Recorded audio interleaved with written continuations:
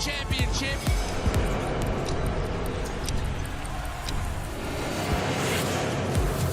Absolutely magnificent.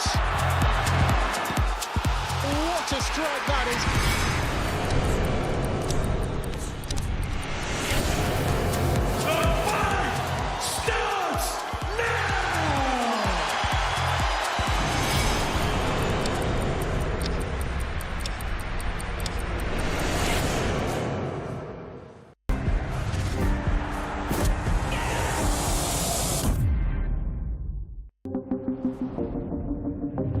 The following programme is recommended for those 16 and over, as it contains sporting violence, possible bad language, and flashing imagery.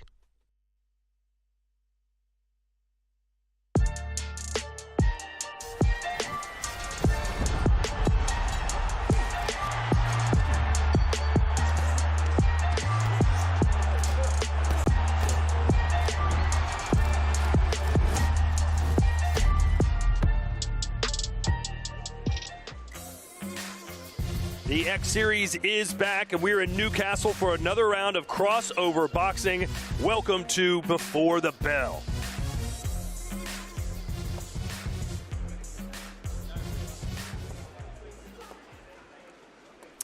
The main card is starting tonight at 7 p.m. local time, 2 hours from now, but we got some free fun for you. We're going to have 3 prelim fights for you, and joining me for commentary, of course, is Roundhouse and the man behind Misfits Boxing himself. He can't even wait till we're on camera to be dealing with business. It is, of course, Mams Taylor. Mams, your thoughts on tonight's card, and why did you choose Newcastle? Well, Newcastle it's a vibrant city, a lot of energy, and you know, they love it. They love their action over here, so it's going to be a lot of fun, and I plan on visiting every city in the world for us, you know. So really, every one? Every single one. Hey, Roundhouse, you've been here for a couple of days, came over from Canada. Did you know this guy drives tanks in the Canadian Army? Did you know this, Mams? Only every once in a while. True story. You were hunting bears as well recently. Yeah, well, unfortunately, when you're hunting bears, they're probably going to get the best of you. So I was staying away from him. I was doing the complete opposite. Yeah, we'll take a gun next time. All right, when you're looking at tonight's card, Roundhouse, which fight jumps off the page at you? Honestly, I love a good dark horse fight. Of course, we got the main event, which is going to be fantastic. But seeing Master Uwe versus Arms kind of coming out of nowhere, that's a dark horse. That's one of the fights where, you know, it's like putting 2 minivans in the ring and seeing which one wins. So I'm super excited for that one. I think it's a dark horse. But the main event and also FaZe Temperrr coming back, these are the fights that are really, really awesome for me to see. What about you, Mams? You're technically the matchmaker as well, are you not? You pull the handles. Oh. I do. It's a thankless job, but yeah. It's been pretty smooth, this one, to be honest. And I think the mystery opponent being Arms was a nice surprise. That's going to be you got 2 big. He's a mean-looking man, by the way. Yeah, you got 2 big boys in there. I think a fight of the night contender is Callum Izzard and OJ Rose, both highly skilled, athletic, and the consequences of that fight are very meaningful. I've said a loss for either of them is not a good thing. And sometimes for these influencers, a loss is not as meaningful. But in this case, I believe it is. Absolutely. We also have a women's title match, which will be part of our prelims. We'll get into all that in a few minutes, but let's turn our attention to October 14th in a fight card. I think, Mams, it's even gone wilder than your wildest expectations. This thing is going off the roof. Of course, Logan Paul will be in action. KSI, they've been hyping this fight up as well. Check out their latest Instagram posts.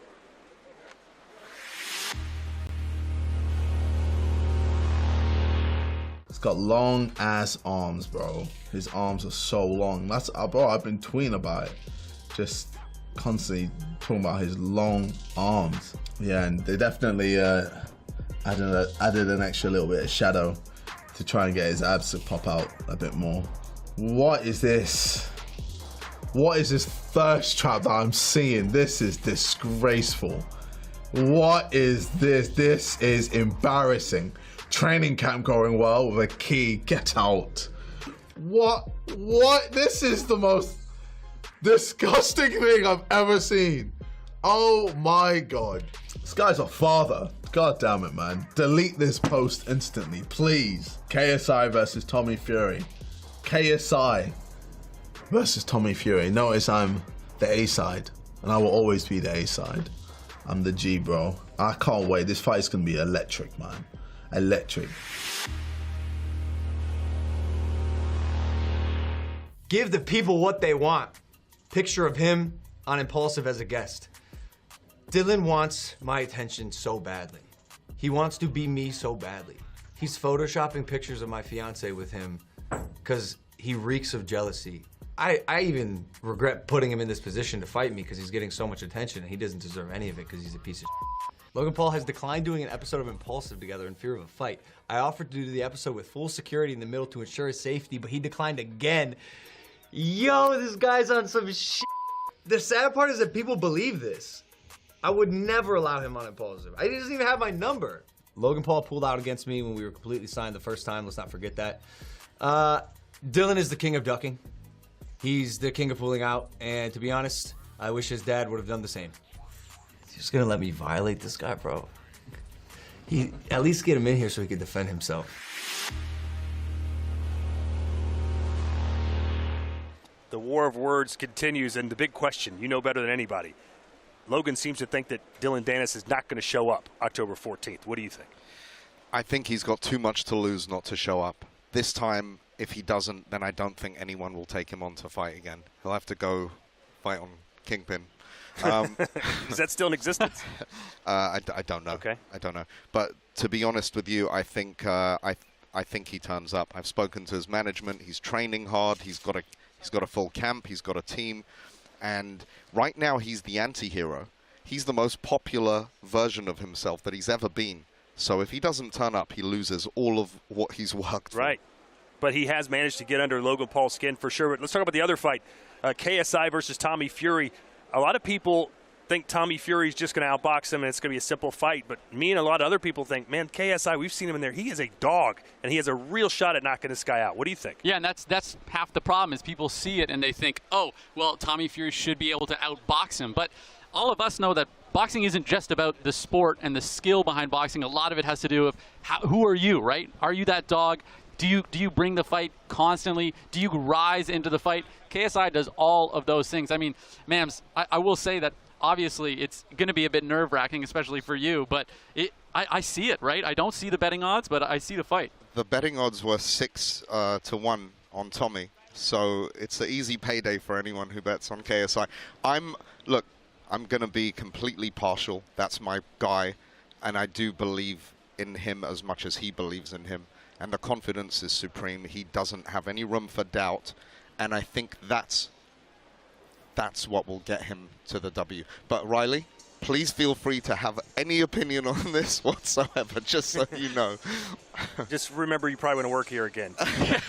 No, I've been honest. I say that I have Tommy Fury as a favorite. That's me being honest. Do I have him as a 6-1 favorite? Not even close. That doesn't make sense to me at all. And I'm the type of guy that I love these fights because it shows to me that when you're willing to take the fights that people think you're going to lose, that means you actually genuinely have that confidence. It's one thing to say it. It's another thing to step up and actually do it. Oh, he wanted this no matter what the weight. No matter, we were negotiating, said, stop the negotiations. I'll take the fight. I want the fight. No rehydration, nothing. But I'll tell you this. If Tommy Fury wins this fight 9 times out of 10, KSI will win that 1 time out of 10, and it'll be on October 14th. That's a good promoter right there. Hey, what did you guys make of the press conference? We're going to look at some highlights of that right now, or some lowlights. Of course, we had the cake incident. We had Tommy Fury's father, John Fury, going ballistic. You were there. What was that like? I mean, I actually wasn't there. I had COVID, but it was absolute carnage watching it from the television at home. I was just in shock. I couldn't believe it. We've got to get this man on a Misfits boxing match as well. Yeah, it's one thing to be throwing things around, but you can see that the fight is already there. We're talking about Dylan Dennis maybe not showing up, but when he's doing that, I think he is. All right, so we've got KSI in action in 3 weeks from tonight, right? 3 weeks? October 14th? Yeah, that's absolutely. Right. So what is your prediction on that Dylan Dennis fight against Logan Paul? My prediction is, 1, I think Dylan is going to show up, so that's one prediction that we need to get in there to start. But 2, I have Logan Paul. I just think it's time for him to really show up and absolutely blow someone out of the water. And I think this is the perfect time for him to do that. What do you think, Mams? I don't know enough. Is Dylan trolling sometimes? Is he not? I don't know. It's a bit of a wild card, but, Logan has Prime on his side. So I think Logan's confidence, when we talked about a replacement opponent, he chose the toughest one. He chose Mike Perry without hesitation. I said, you know, that's a tough fight. Yeah. Like, it's not a tough fight for me. And I'm like, what does this guy know that I don't, you know? Well, he's a phenomenal specimen. We saw what he did in WWE. We saw what he's done in a boxing ring. But can he rekindle that boxing magic? We haven't seen him in the ring in a couple of years. So look forward to that October 14th, just down the road in Manchester. As for tonight, let's look at the fight card for you. We've got a total of 9 bouts, including 3 right here on our prelims. We get started with Carla Jade taking on Tash Weekender.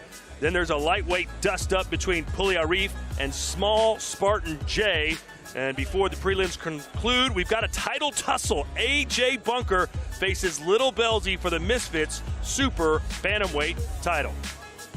We start, though, with that clash between Carla Jade and Tash Weekender. Let's go into the ring, and your MC, it's Huss.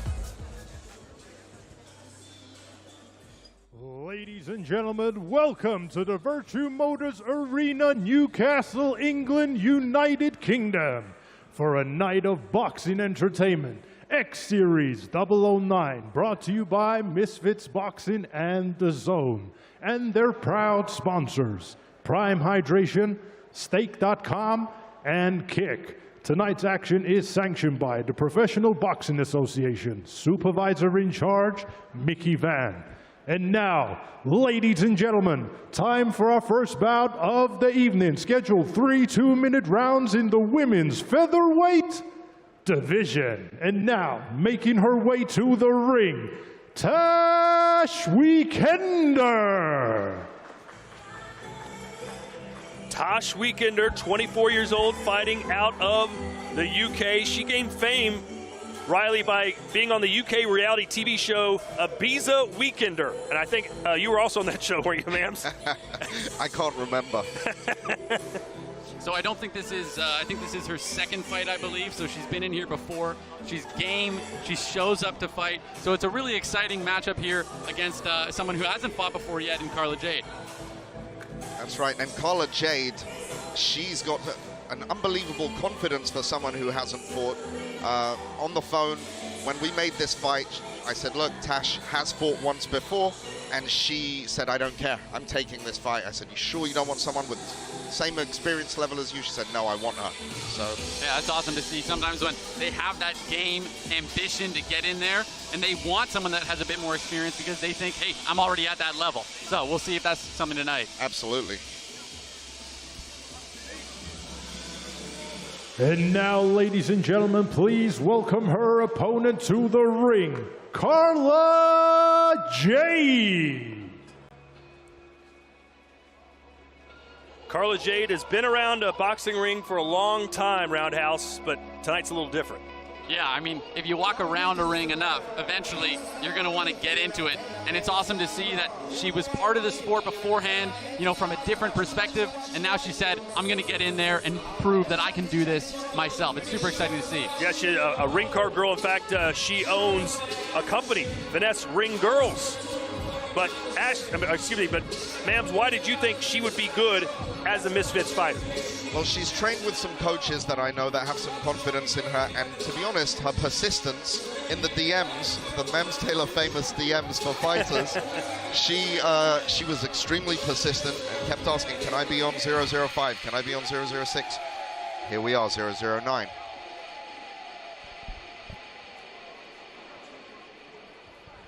Ladies and gentlemen, this bout scheduled for 3 2-minute rounds in the women's featherweight division. This bout is sanctioned by the Professional Boxing Association. Timekeeper at the bell, Ken Honeyball. And the third man in the ring in charge of the action, referee Gareth Morris. And the 3 judges scoring ringside, Jack Goodwin, Seamus Dunn, and Ken Curtis.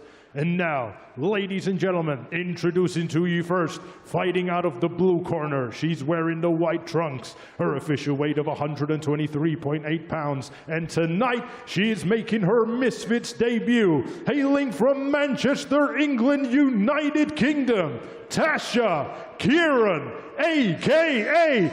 Tash Weekender. And her opponent across the ring, fighting out of the red corner. She's wearing the black and gold. Her official weight of 119.2 pounds. And she is also tonight making her Misfits debut. Hailing from London, England, United Kingdom, Carla Jade.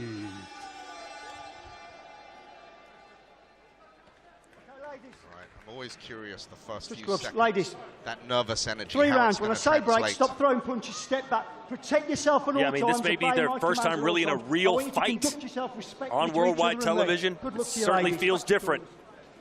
The stakes are higher than ever before for them. What do you say, Roundhouse? I mean, they both look in shape. They both look game and ready.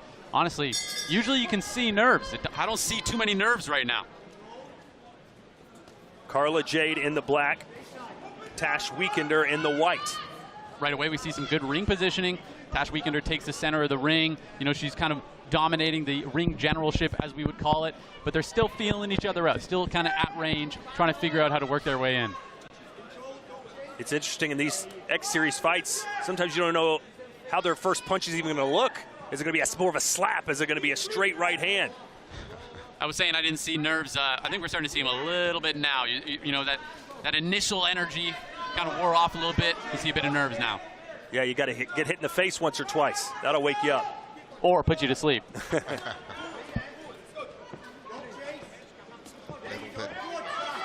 Little bit stiff here, but Mams, when you're looking at these fights, what are you looking for in your fighters for, you know, future fights and everything else is set up down the line? When you're watching the fights, what really stands out to you? you know, you always you watch for and visualize who they would match up against well in the future, the loser, the winner. You consider all the factors, really, the entertainment they bring and the action. Not seeing a lot of that right now. I think they're both quite hesitant. Oh, nice There one, you too. go. Tash opening up at least a little bit now. Looks like Carla Jade is having a bit of trouble gaining that confidence. Tash laughing at her. She says, "You can't touch me." Carla's throwing what we would call slapping punches. They're kind of coming over the top, slapping a little bit, having trouble, you know, really pistoning out that right hand. Whereas, you know, Tash Weekender, she looks to have the crisper boxing so far. Although, you know, not much going on so far. Yep. There's a right. Pulling in, and there goes Tash. How about Carla Jade? She doesn't have the same technique, but perhaps a little more energy and will. Well, so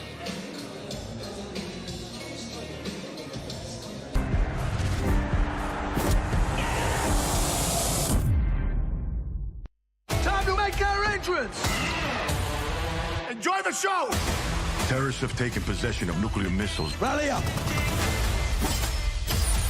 To choose this life over friends, over family, we never quit.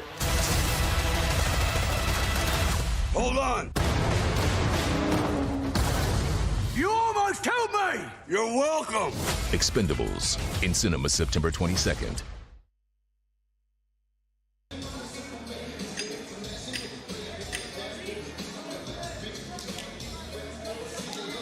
So here we go, round two.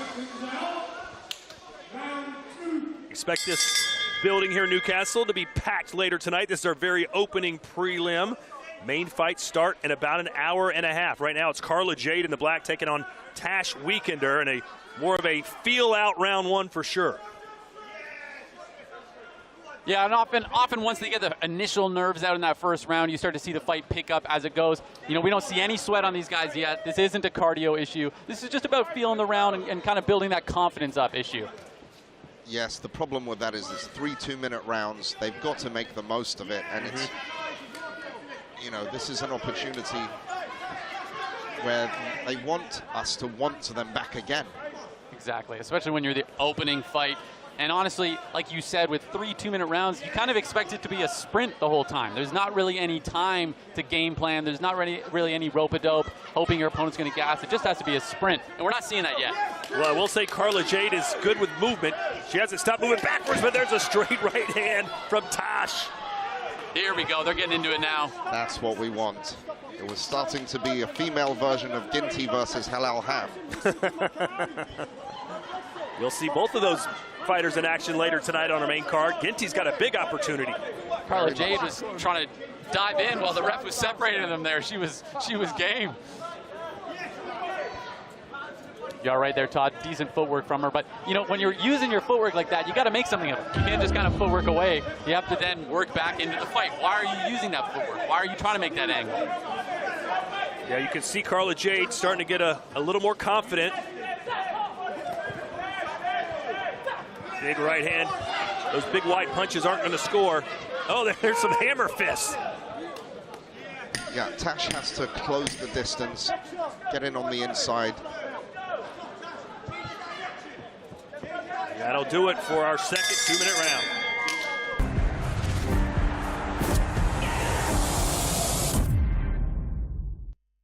Meet the all-new MG4 EV. Say yes to comfort and practicality.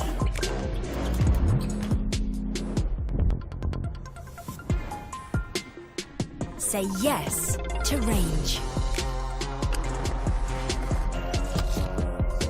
The all-new MG4 EV. Say no to compromise.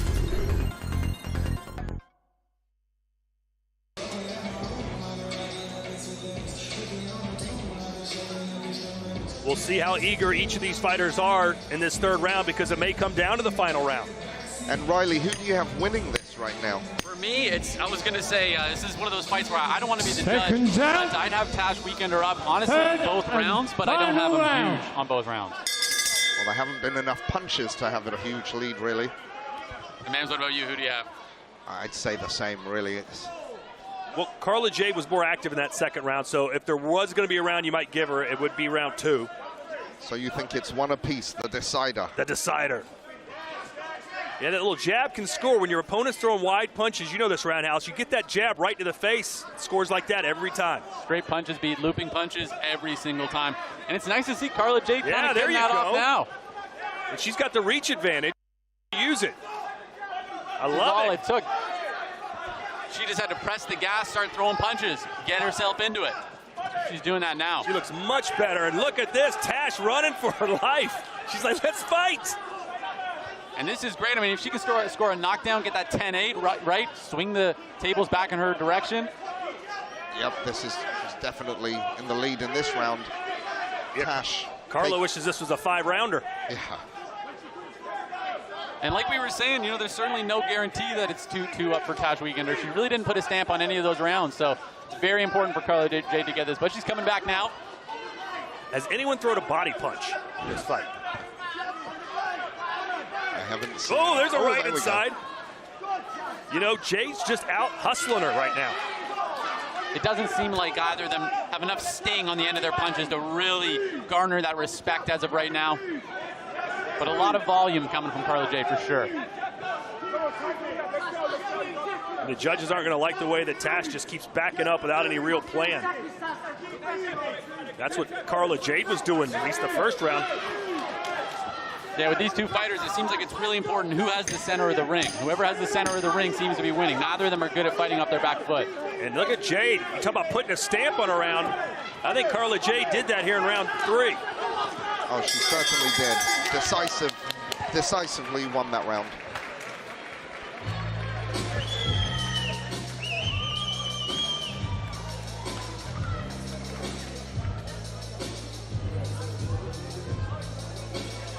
Boy, in a fortnight, it's Destination Sheffield for an all-British showdown between Lee Wood and Josh Warrington. The WBA featherweight title and domestic bragging rights on the line in the Steel City, October 7th, live on DAZN. What town did you grow up in England? In London. Downtown London. Cricklewood, London. The Cricklewood Cowboy. Wow. And now you're a Tennessee Cowboy. That's, well, I'm on my way to being a cowboy. You're not a cowboy until a cowboy gives you a cowboy hat. Say hello to Jack Daniels next time you're in Tennessee for me. I did it last time. He knew you well. Oh, he does. I put all his grandchildren through school, I guarantee you. All right, so it's in the judges' hands right now. Well, I think Tash in that last round was reminiscent of Swarm's 2022. You know, she just wasn't aggressive enough at all throughout the fight. There were little spurts in round 1 and 2.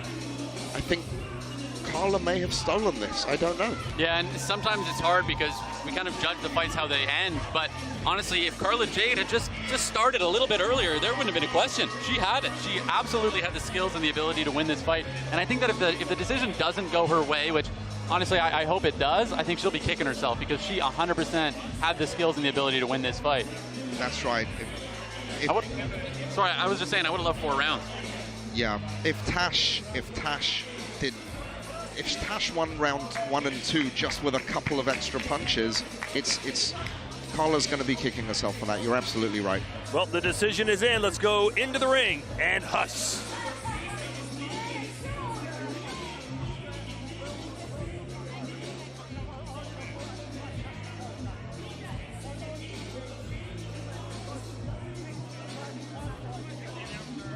Ladies and gentlemen, after 3 rounds of boxing, we go to the judges' scorecards. Judge Jack Goodwin scores the bout 29-28. Judge Seamus Dunn scores the bout 30-28. Judge Ken Curtis scores the bout 30-27. And your winner by unanimous decision, Carla Jade! Well, much more lopsided than we thought, Mams, but you look at that 3rd round and it feels like the right person won. Well, I'm glad I'm not a judge because I forgot my glasses tonight. 30-27, they gave her all 3 rounds, but you know, there's not really a moment that Tash could point to go, hey, that's my definitive moment, I won this fight. Yeah, you're absolutely right. It's nice to be on the end of victory, but I think Carla could have done more as well, and I think she'll continue to improve. All right, Roundhouse is in the ring with your winner, Carla Jade.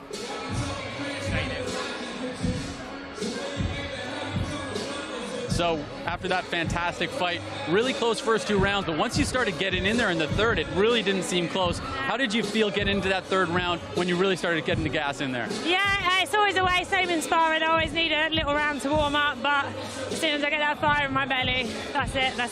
I need a 5-rounder maybe. Well, with a great win like that, is there someone that you have that you're thinking about fighting next? Someone think about fighting next. Well, I'm interested to watch the AJ and Little Belsy bout tonight.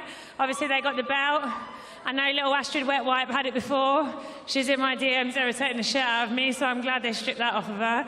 But we'll see what goes on with AJ and Little Belsy tonight. I think it's going to be an interesting fight. I think AJ's been working hard. She's quite a relentless little fighter.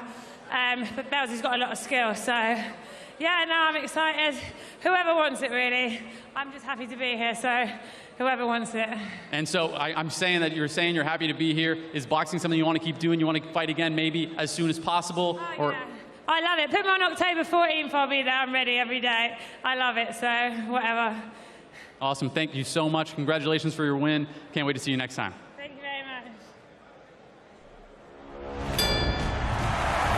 This is the main event of the evening. Whoa! He's produced a flawless performance. Zerto is ready to remind the world what he's made of. He knows what it takes to become a world champion. Amanda is on fire tonight. Damn, his ticket for a world title shot.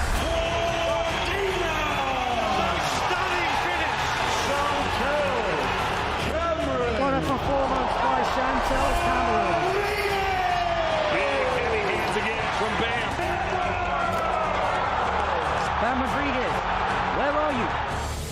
And still the undisputed champion of the world.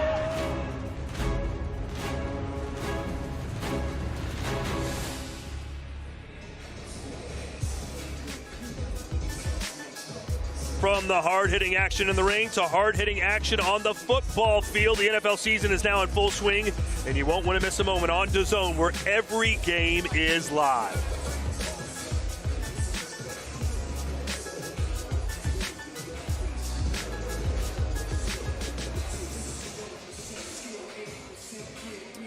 We welcome you back ringside. He is Roundhouse, Mams Taylor, the man behind Misfits. I'm Todd Grisham. Let's talk about our next fight. Pulli Arif is back, and he's taking on Small Spartan J, who I like to call a mini Mams. He looks like a little miniature version of you. I think it's the only fighter I have some height on. So, listen, Small Spartan J, former calisthenics world champion, natural athlete. He's had one fight, one win.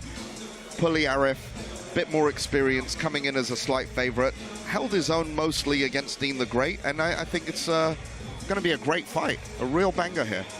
Yeah, this is one of those fights where a lot of people are not seeing this. Small Spartan J, he's fought before. Now, I found it online, but it was kind of hard to find, so I think that he's coming in as a little bit of a dark horse here. Like you said, Pulli Arif fought against Dean the Great, held his own pretty well, but I think that Spartan J might be a little bit of a dark horse here because he's so athletic and he has that background.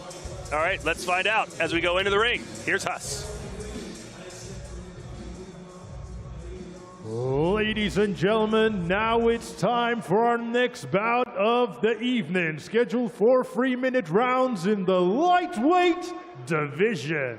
And now, making his way to the ring, Small Spartan J. Two-time calisthenics world champion. Basically, he's one of the most fit people on the planet, and he's come to Misfits. Roundhouse, you saw one of his fights before. What kind of skills does he have? Honestly, the skills that you see a lot from this guy is good defensive footwork, right? And we're talking about how much of an explosive athlete he is. That's the thing that he really brought in. You know, good head movement, great on his feet.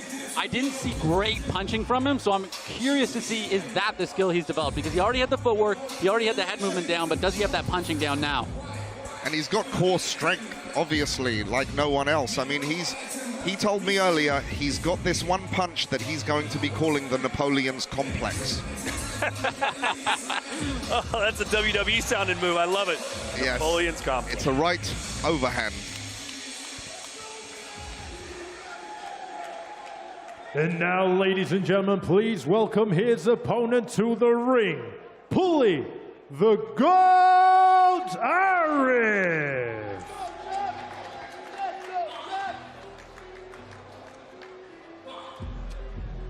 Pulli Arif had plenty of trash to say yesterday to Small Spartan J. He thinks his height and length are going to give him all sorts of trouble. And honestly, he's right in a lot of sense because he clearly has a decent height advantage, but it's just about can Spartan J take advantage of getting under the shots and throwing decent punches back. But, Mams, as you said, Pulli Arif held his own against one of the best Misfits fighters we have. He did. He's a hard worker, really good work ethic. And, you know, I think he's got a sort of underlying confidence there that even his sense of humor, he's quite sarcastic and witty. He's not over the top, but, you know, he's an entertainer at the end of the day, and he says there's no chance of him losing, and obviously Small Spartan disagrees.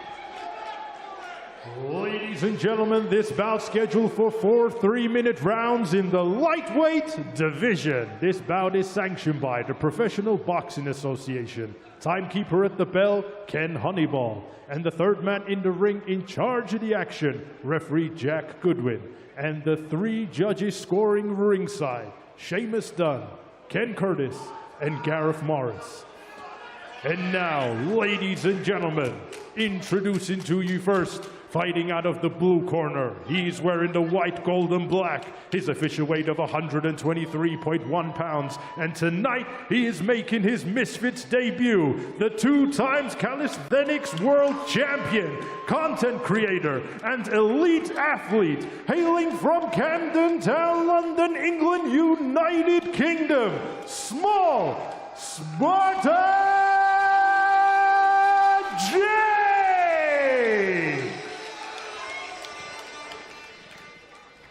And his opponent across the ring, fighting out of the red corner. He's wearing the orange and white. His official weight of 128.7 pounds. He has a record of 3 fights, 1 loss, and 2 wins. Introducing from Sunday Smoke to Misfits, Pulli the Gold Arif.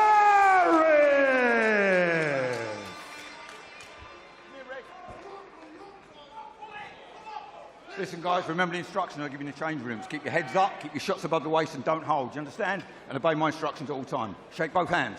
Back to your corners, wait for the bell. We're going to see what kind of head movement small Spartan J has right away, because you know Pugliarif's going to put that jab right in his face. Or at least he should, Mams. Yes, he should. He's got to try and keep his distance. Small Spartan J, his hero, Mike Tyson. Let's see if he can get in on the inside. Small man, big heart, just like got to represent the short kings. I will say the size difference is pretty substantial, but there you see right away, big right hand from Pugliarif, and small Spartan J slipped it very well, good head movement on him. And yeah, I mean, Pugliarif's wearing his pants pretty high, so I think that the key here is for small Spartan J is going to be landing bombs right along that waistline, really put water in the basement early in this fight. But again, only 4 rounds here, not too much time. Oh, quite explosive. Yeah, you could tell, looking like Chocolatito in there.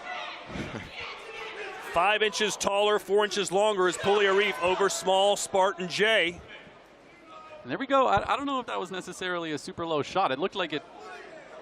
Yeah, you know, waistbands were all the rage after the Usyk fight a couple weeks ago. Exactly. You got to kind of wonder, is he saying that super early to make sure the referee is looking for those shots? Because he has to know the game plan is going to be to rip body shots.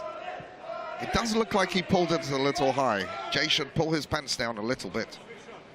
Why don't you go help him? And this, look at Jay coming in tight. And that's the Napoleon's complex I was talking about. Great body shots right there early, and amazing forward pressure. Something I want to see from him a little bit now is to start cutting off that ring, right? Because it's good to have forward pressure, but you can't just be chasing around the ring. You got to cut him off. Still waiting for Arif to use that left jab as a measuring stick to keep him at bay. He's not extending it and allowing Jay to get on the inside right there and bang away. Got to make sure not to gas out. Jay is thrown with 100% every single one of these punches. You talking about the 2-time world calisthenics guy? You know what? I take it back. Gas it out. Catches a short right hook on the way in, though. Not enough to make him hesitate, it seems. Yeah, Arif he's starting to find his range a little bit there, Mams. He's definitely starting to see it, and he's kind of catching him on the way in. We'll see if he can get that respect, though, right? He's got to get that shot that's going to hurt him. Jay likes to bulldoze forward, get on the inside. Oh, big right hand. Oh, they both connect on the inside. Good round 1.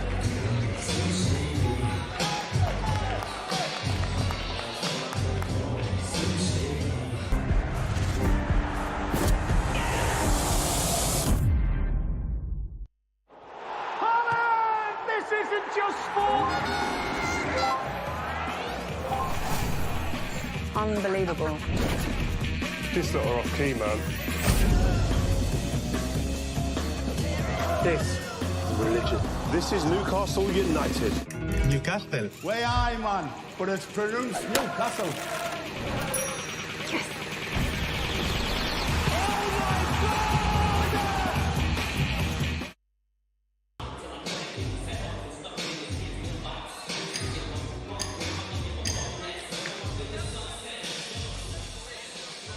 Getting set for round 2.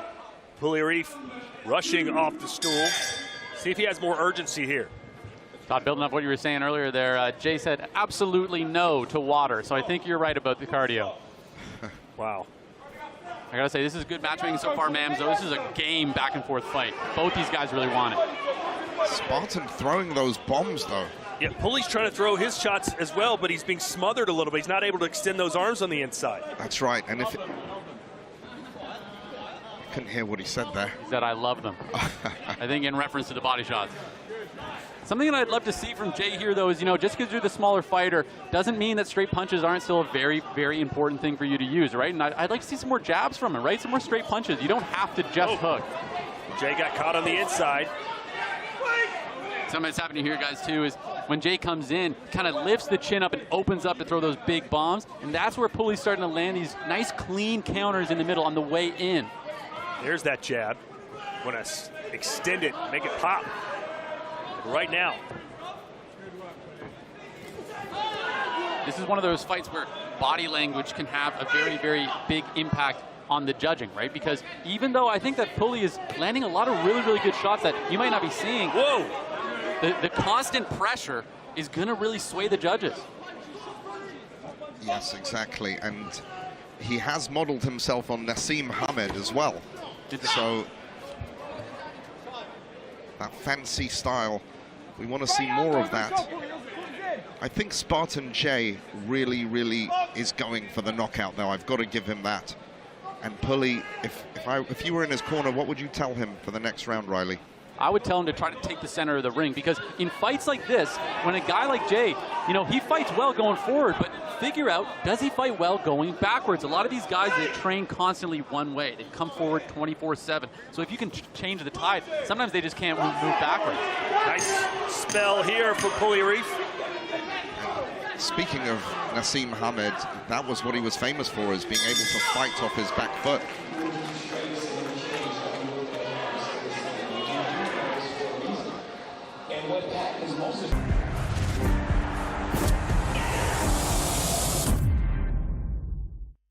What's up, the new guy? Remember this face. Don't shoot it by accident. Terrorists have taken possession of nuclear missiles. If these babies go off, it'll be World War III. Good to be back. Let's move. Don't mind if I do. Bring it! Is that the biggest one you've got? Oh, it's way bigger than that. Expendables in cinemas September 22nd.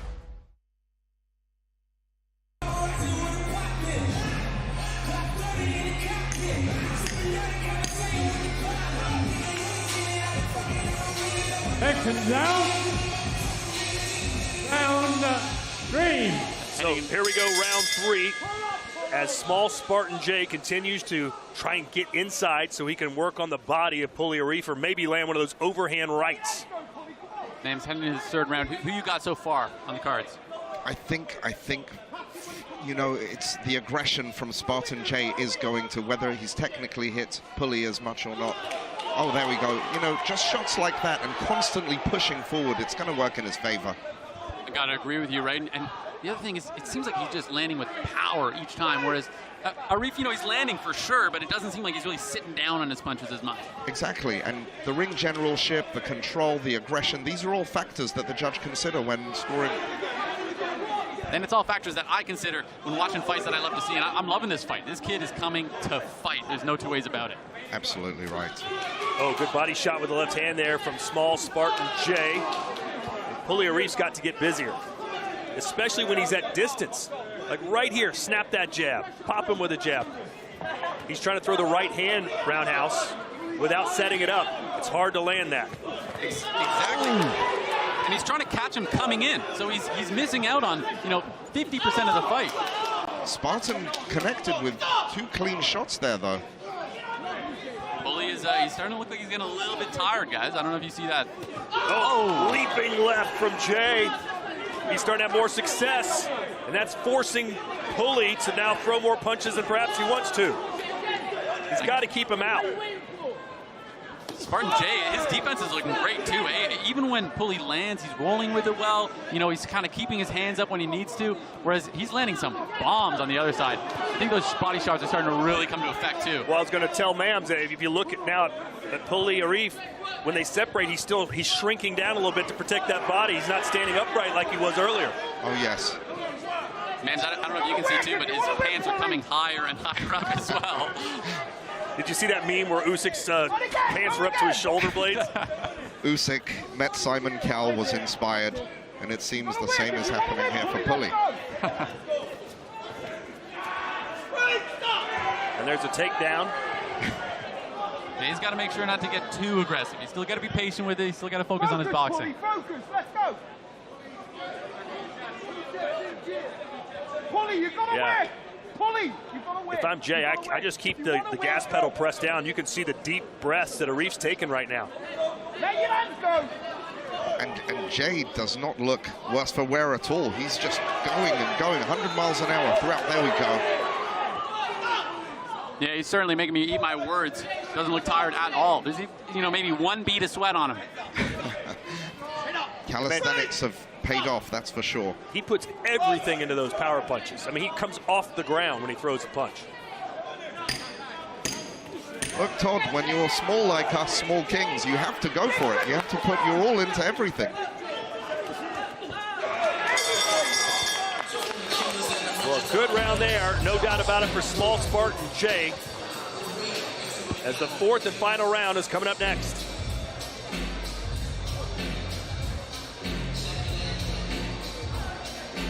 Return of Conor Benn happens tonight in Orlando, Florida. Conor Benn is back, ladies and gentlemen. And next week, Wood versus Warrington. This should be an absolute banger. That's Saturday, October 7th for the WBA title.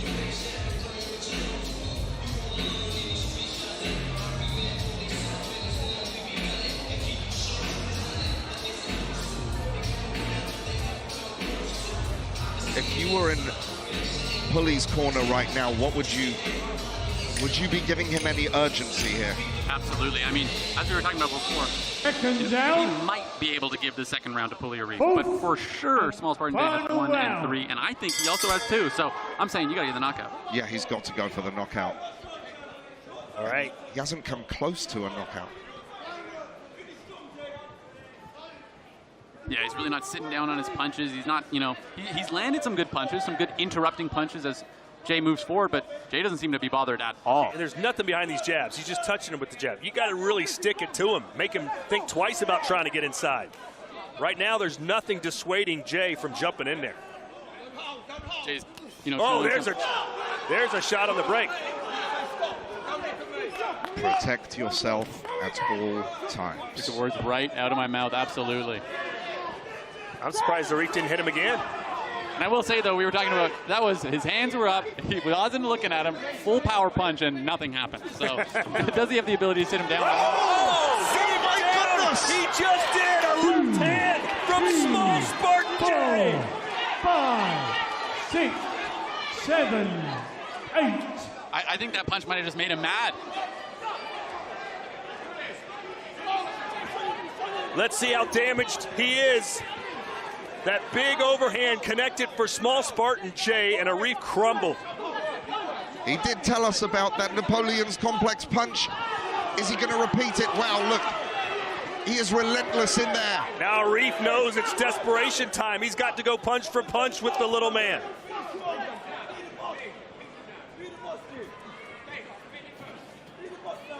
Five inches taller, a 4-inch reach advantage, but it's Jay. Jay is taking over this fight. Like you said, man, he might be a bit smaller, but his heart is taking up half the ring right now. He is absolutely in here.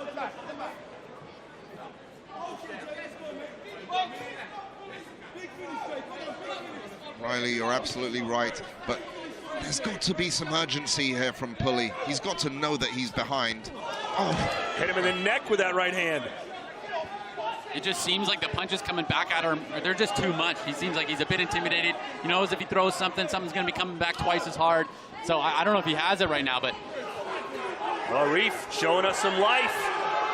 This is the time where you can prove us all wrong, right? When people are counting you out and you can say, no, I'm still in this fight. It's all about heart. That's nothing like a comeback. That's what Dean the Great did. Who could forget that bout with Waleed Sharks? They'll be squaring off October 14th as well. Jay is leaving it all in the cage right now. You're even seeing a little bit of fatigue on him because he is going at 100%. He wants to leave every last drop of energy in this ring tonight. I hope he does 100 push-ups in the ring after this, just to show us the calisthenics champ.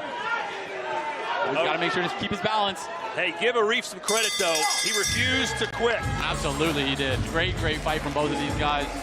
Excellent showing. Very happy with that. The Small Spartan Jay showed that he has all the heart in the world, all the determination. We got to see him back. Oh, yes. Sure. He will be back for sure. As will Pulley. Can you find him an opponent shorter than he is? That's your mission. We need a smaller opponent for Small Spartan Jay. The short kings, such as myself, we're all celebrating this win. There we go, the calisthenics. Well, more big fights coming your way in October, including Jack Catterall facing Jorge Linares in a super lightweight showdown in Liverpool. That's October 21st, live on DAZN. And he pulled off that backflip. Dean the Great didn't. Hey. And now he's dancing. He told me he would, if he wins, he would do a backflip off the top turnbuckle, and I asked him to please not. Like Gervonta Davis, huh? Yeah. Well, here's that knockdown, and boy, it was a left-hand hammer. And the ropes kept him up. That's why it was considered a knockdown. Boom. And again, give credit to Pugliarif. He got up and hung in there as small Spartan J was going to headhunt. Good sportsmanship being shown. Of course, it's not official yet. Waiting on the judges' scorecards, but there's no doubt who's going to get the nod here. I mean, if it went to Pugliarif, that would indeed be a robbery. Yes. Well, he looks like he's ready to go another 4 or 5 rounds. Oh, he is. He's a fitness king. But, Mams, you know this. When it comes to fitness, there's nothing like boxing. It will wear you out like nothing else. You're absolutely right. I mean, every sport you do requires different muscles being used, so you have to get used to it. But he's been training non-stop. Huss has the scores and makes it official.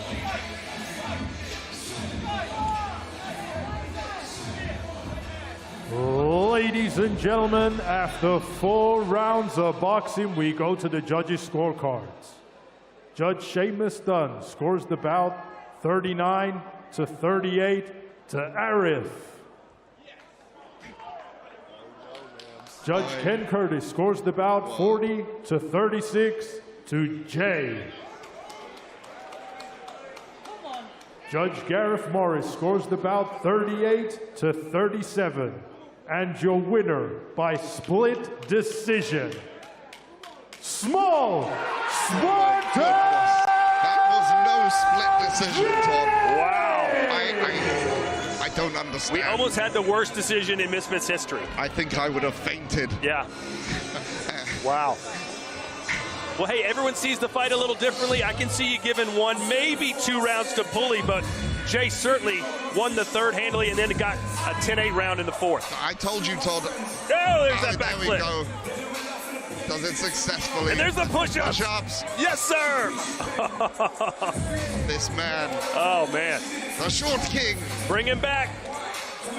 We will definitely see him again very soon. It's almost like your version of the Contender Series, right? You see these guys perform in front of you, you go, I want to bring that guy back. And that's what the X Series non-pay-per-views are all about. The birth of new stars. Can't wait to see Small Spartan J, SMJ, back again.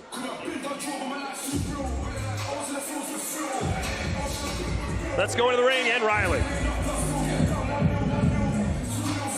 Fantastic fight, great performance.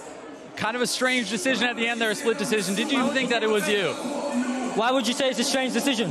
I'm saying it was strange that it was a split decision. I thought it was unanimous, 100% you won. I'm thinking, how did you feel in there? Did you think you had a unanimous decision in that fight? I honestly thought it was a unanimous decision, but good props to my opponent. I put in the work, bro. I've been here for a year on standby. Put in the absolute work. And on top of that, I'm like 6 kilos lighter than him. I'm way shorter than him. So this is for all the short kings out there. Yo, anything is possible, you get me? It doesn't matter what you look like, how much you weigh, Smoke City, you get me? You had a fantastic knockdown there in that fight. Do you think that was crucial in, gaining that respect that, hey, I can put you on the canvas? How did that feel for you getting that knockdown when you were able to land that? Honestly, I was trying to play it a bit more technical, trying to work the body, slow him down, and then I knew I was gonna knock him down at least once today. I believed. I got hands of steel, bro. You know what I do in my sport? I whack metal, bro, for a living. I can't feel shit. Mind my language, but you get me. One thing that Mams Taylor himself was saying is, we want you back. We want to see you fight again, because that was just all gas, no brakes. Do you want to be back in here? Do you want to fight again? Hey, yo, Mams Taylor, my work rate, bro. My work rate speaks for itself. Give Pulley a P45 and give me a contract, my G. I'm here. I'm waiting. Come on.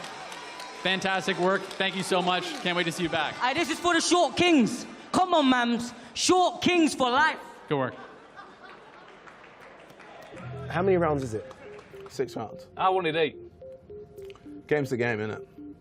No, it's not a game. You can't play boxing. I don't need 6 rounds. I'll knock you out in 4. All right, well, keep filling yourself full of false stuff, mate. I will knock you out in 4. When I hit you, bro, when I hit you, I hit like a truck, bro. Me mum gives better, harder slaps than you. We'll see. You're built like a 10-year-old. We'll You've got a pair of shoulders this wide. I'm going to hit you, and you're going to be shocked. You need to start eating them.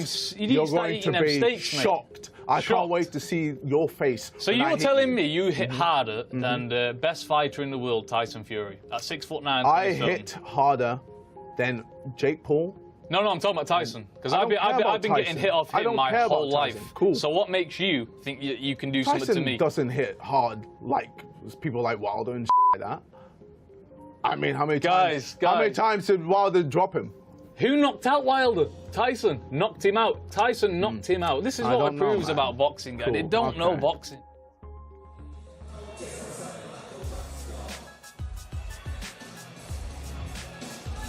Our face-off series is available to watch now across the platform and on YouTube. We've also had KSI and Anthony Joshua get together to talk all things boxing, so check that one out too.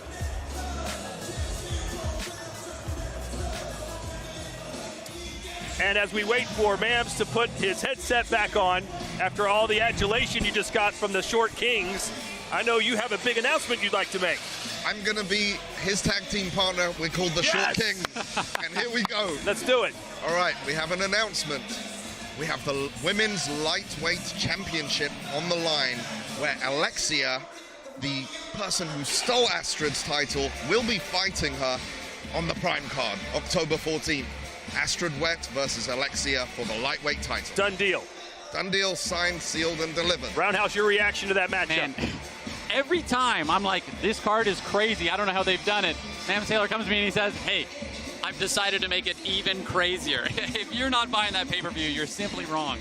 You're absolutely right. And you know what? Astrid brings a crowd which adore her and brings a crowd that absolutely despise her. And that's the perfect champion you want, because a lot of people will be tuning in to watch the possibility of her getting knocked out. Speaking of championships, we've got one on the line coming up right now, ladies and gentlemen. It's for the Misfits female super bantamweight title. Let's go into the ring and say there's L. Ladies and gentlemen, now it's time for our next bout of the evening, scheduled for 2-minute rounds for the vacant Women's Middleweight Championship. And now, making her way to the ring, the Queen Bee, Little Belsie.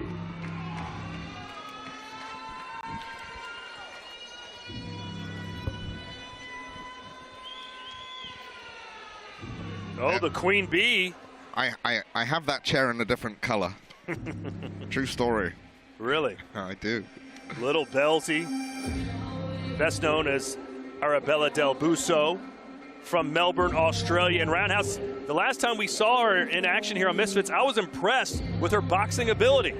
Yeah, absolutely. And not only did she have great boxing ability, but she had great boxing kind of IQ for her level of experience. She kind of knew to keep the fight going throughout the entirety of the fight. And it was just fun to watch. It was something that I was, happy to see watch. What made you think, hey, it's title time, Mams? You know, she's 3-0. She's earned her place here. AJ Bunker as well has been through some wars, had a very close fight with Astrid, worked really hard for this as well, and it just made sense. You know, we wanted these titles to be put around somebody's waists, and these two are the ones who have earned it by sweating and grueling and promoting and doing their thing in the ring.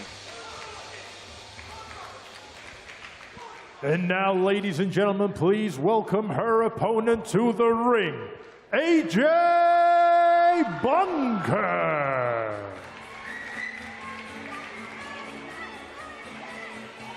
AJ Bunker, originally a hair technician before she gained fame after appearing on season 7 of Love Island in the United Kingdom. But ma'am, she's taking this boxing very seriously. She thinks she can be a champion in Misfits. Absolutely. I mean, I spoke to her about her confidence level, spoke to her coach. They leave no doubt in their minds at all. And that's the attitude you've got to have to become a champion, in my mind. Filipino Fire. The Filipino Fire, and it's worth noting that her coach is also another fellow Filipinos coach, and that's Sol Papi's coach. Yeah, with her fights, you know, she was really swinging for the bleachers in her fights. She had that game, that passion, that aggression, and so it's going to be kind of maybe a bit of skill versus aggression in this one. Ladies and gentlemen, this bout scheduled for 4 2-minute rounds for the vacant Women's Middleweight Championship. This bout is sanctioned by the Professional Boxing Association. Timekeeper at the bell, Ken Honeyball. And the third man in the ring in charge of the action, referee Seamus Dunn. And the 3 judges scoring ringside, Jack Goodwin, Ken Curtis, and Gareth Morris. And now, ladies and gentlemen, introducing to you first, fighting out of the blue corner, she's wearing the leopard print. Her official weight of 121.7 pounds. She is currently undefeated with 2 wins. Hailing from Melbourne, Australia, the Queen Bee, Little Belzy. She's come a long way to claim her crown and legitimize and her it. opponent across the ring, fighting out of the red corner. She's wearing the black and gold. Her official weight of 119.9 pounds. She has a record of 3 fights, 2 losses, and 1 win. Introducing to you the Love Islander turned fighter, hailing from Hertfordshire, England, United Kingdom, the Filipino Fire, AJ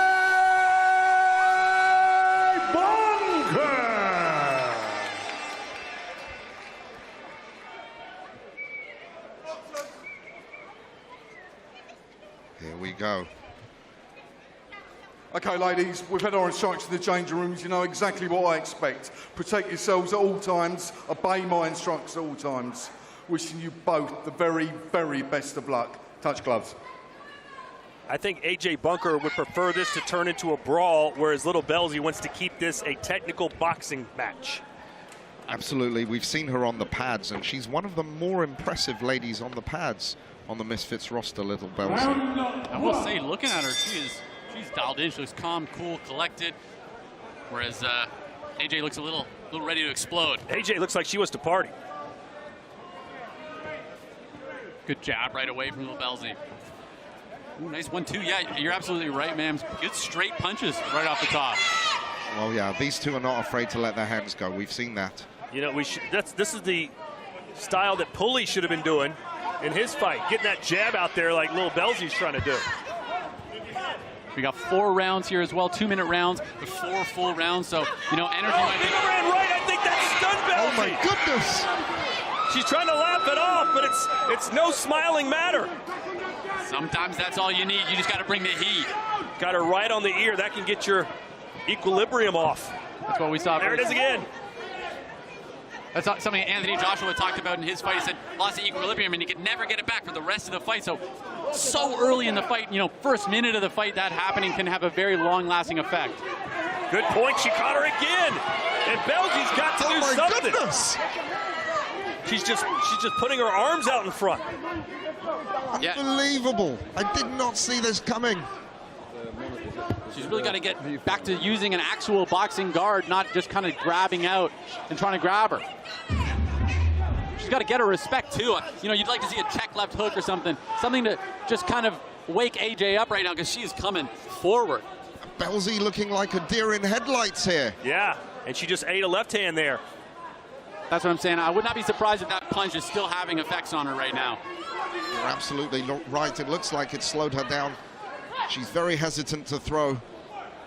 And the feet, look at the feet. They're planted on the ground now. She probably can't feel her legs that much, if we're being honest. Face is all red as well. Great opening round for AJ Bunker.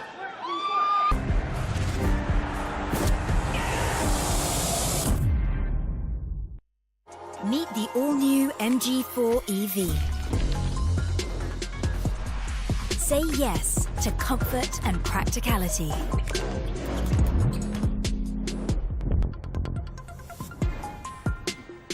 Say yes to range.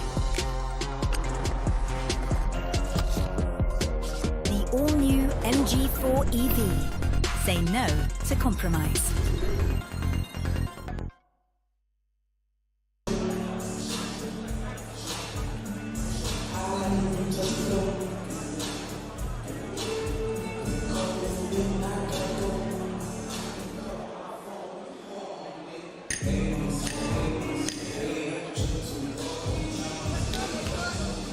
All right, so here we go. Round 2.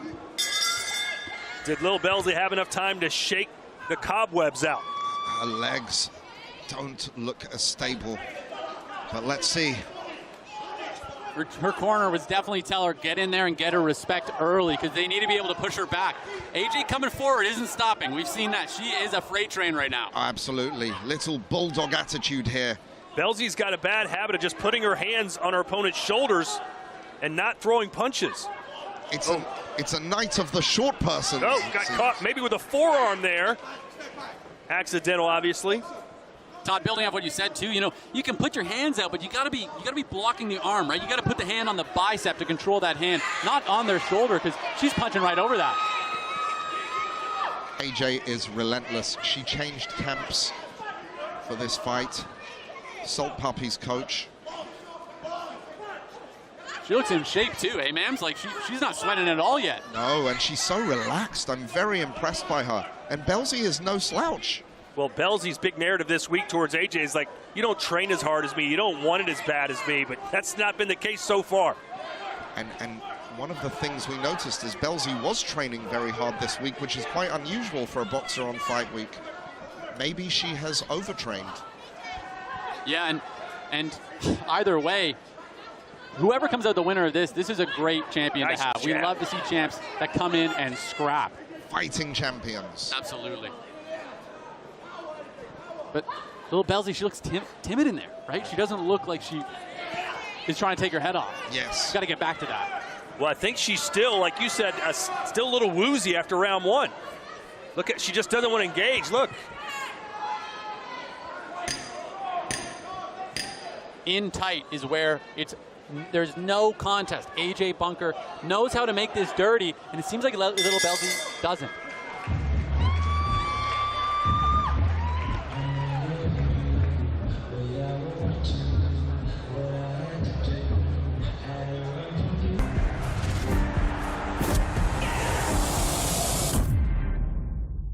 To choose this life over friends, over family, and we never quit. Terrorists have taken nuclear bombs. Let's prevent World War III. I got you.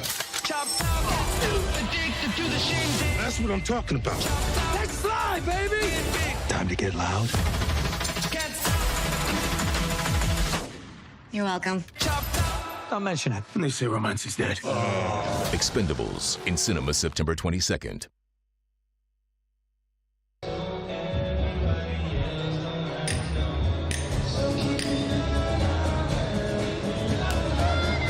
Second down. 3.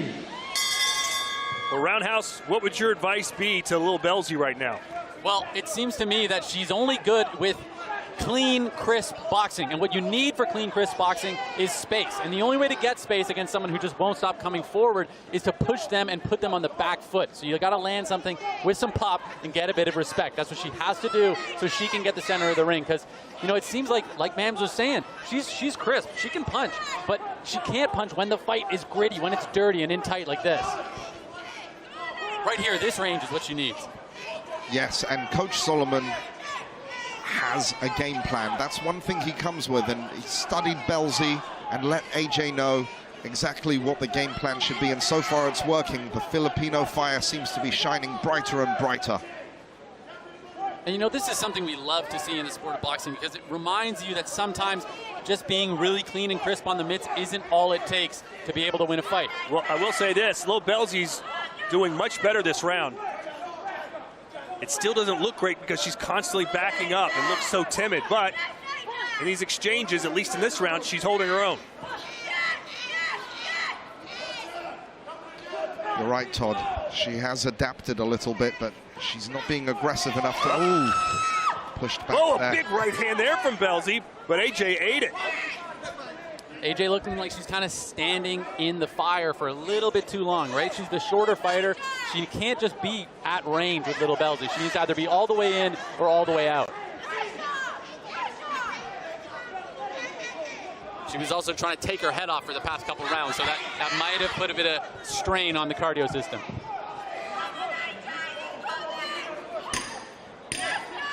You're right. Obviously, the more tired you get, the less impact your punches have. And it does seem like she doesn't have the sting that she did at the end of her punches.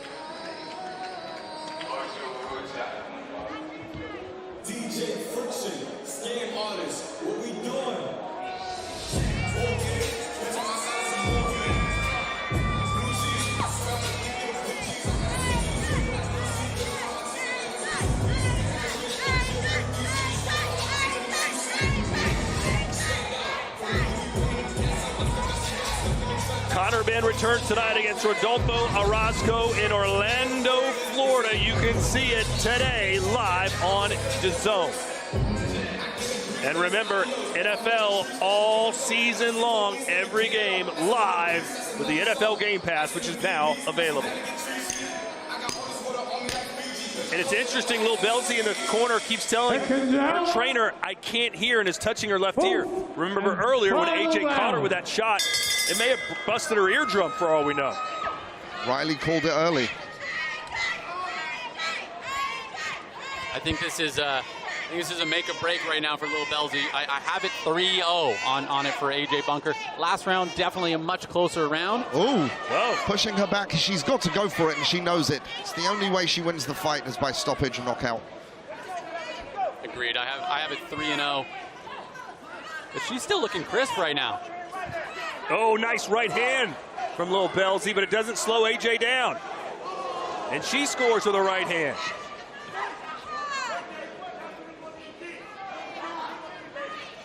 Something that's important to note is, you know, when you have that nice crisp technique, when you get tired, it usually stays. Whereas if you're a bit of a sloppier, more brawling fighter, when you get tired, you kind of become more open. So that's something I think we're seeing a little bit here. Good right from AJ. But if you're a fan of Little Belzy and you think, hey, maybe we won the third, win the fourth, and you got a draw. Respect to Belzy. She's going for it, isn't she?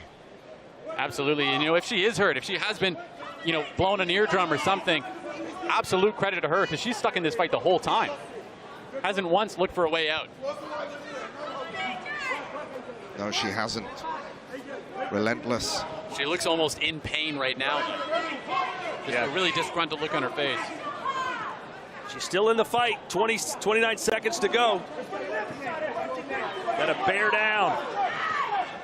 There's some big shots. The wide variety, but they score. Yeah, I wasn't sure if that was a hook or an uppercut. It was a hybrid of the two, but it connected.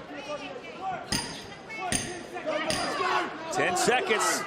Let them go, ladies.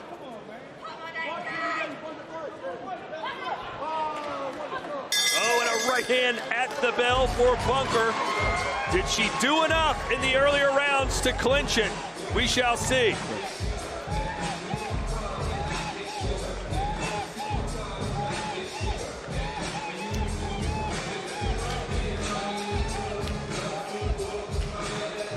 Watch Amanda Serrano make history when she takes part in the first professional women's bout to feature 12 3-minute rounds. She takes on Danila Ramos at MVP Prospects 3 on October 27th.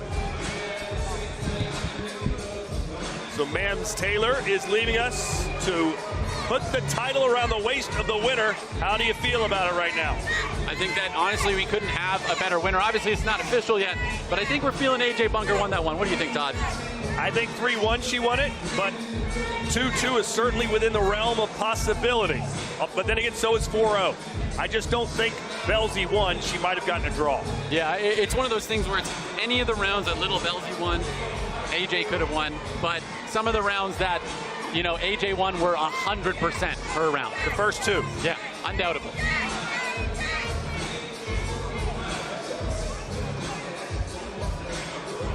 And certainly more damage was done by AJ as Belzy continues to seemingly have some issues with her hearing or her ear.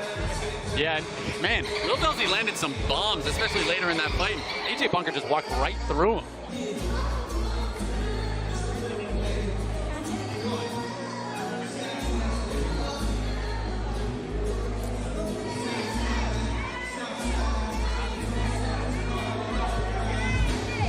All right, Huss has the results.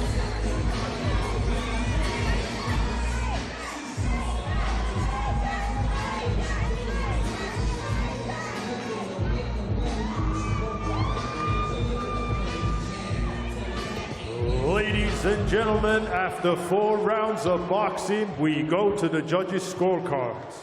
Judge Jack Goodwin scores the bout 40-36. Judge Ken Curtis scores the bout 40-36. And Judge Gareth Morris scores the bout 40-37. And your winner by unanimous decision and the new women's middleweight champion, the Filipino Fire, AJ Bunker! Champ, AJ Bunker, Filipino Fire gets the job done, outworking and out-battling Little Belzy here in Newcastle. No drama on the scorecards. All 3 judges gave her all 4 rounds.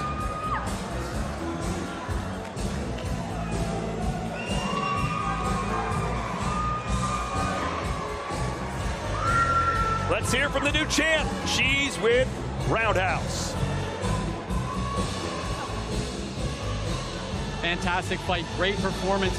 This was a lot about just how much of a dog you were in there, and you showed amazing cardio and preparation. How prepared did you feel for this title fight? I was so prepared. Obviously, Belzy was training every night this week during fight week, whereas I was relaxed, calm, because I knew I'd done all the hard work in camp.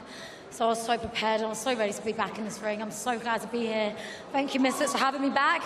Thank you to everyone who's come out and supported as well, because we wouldn't be here without you guys. So, yeah, I feel amazing.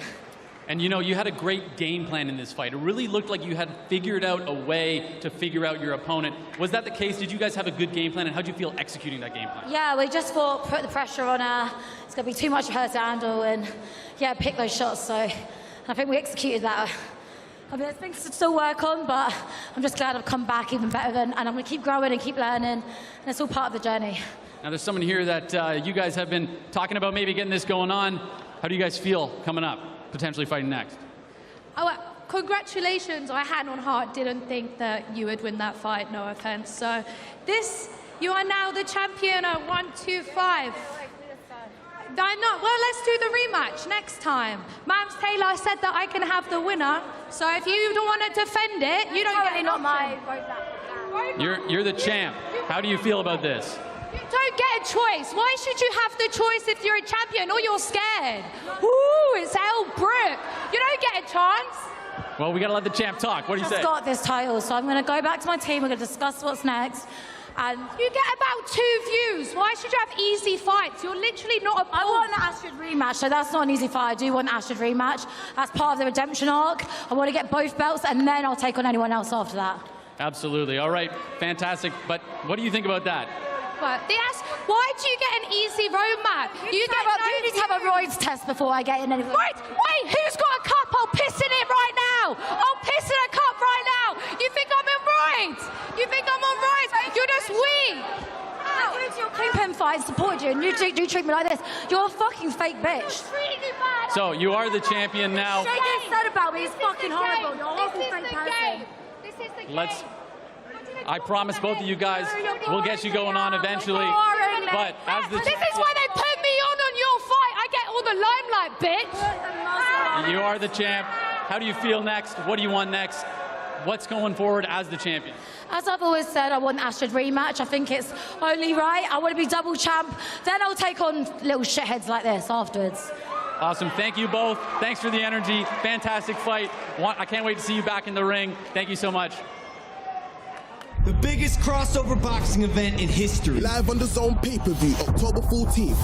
4 icons of the game face their judgment day. The Nightmare KSI faces the destroyer of influencers, Tommy Fury. And global superstar Logan Paul makes his explosive return against Jiu-Jitsu world champion Dylan Dennis. History will be written. October 14th is Judgment Day. X Series 10 live on the DAZN pay-per-view, October 14th. What a night it is going to be, ladies and gentlemen. X Series 10, KSI versus Tommy Fury, Logan Paul versus Dylan Dennis. And we're not even showing you the rest of the card on here. All right, we got Dean the Great versus Wally Sharks, the rematch. Go to Misfits webpage, Misfits social media. Look at all the fantastic fights on that card. In fact, Mams made an announcement a little earlier on about another fight that's scheduled on that card. That's right. Astrid Wett will be defending her title on the evening too. There'll be a total of 7 or 8 title fights on that night. It is the Super Bowl of crossover boxing. But first things first, we've got a full fight card coming your way at the top of the hour. It's X Series 9, Aaron Chalmers, Idris Virgo in the main event. Stick around. We'll see you soon. For Roundhouse and Mams Taylor, I'm Todd Grisham. See you in a few minutes.